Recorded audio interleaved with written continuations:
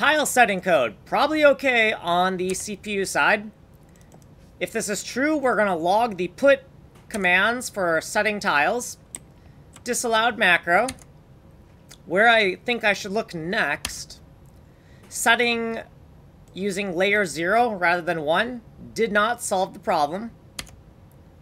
An assert function to see if something is truly an integer. This was moved to the top of the scope. We're inside of the put function for our editor, and it looks okay.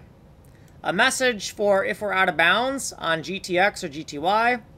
A message for if we're trying to set a tile in the void. This is showing up correctly. This no longer has a var in front of it.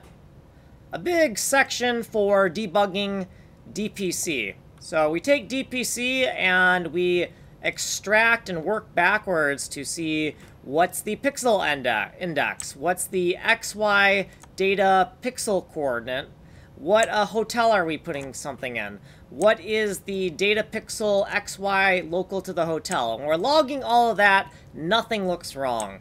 We're making sure that the hotel XY is in bounds when we work backwards from the data pixel component. Nothing looks wrong there.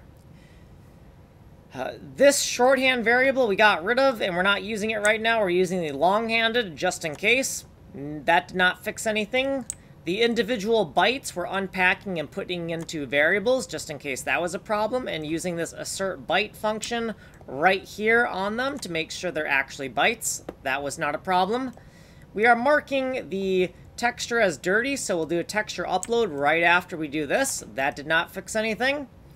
And finally, we're logging the different bytes, the bit packed value, the data pixel component coordinate. All this looks all right.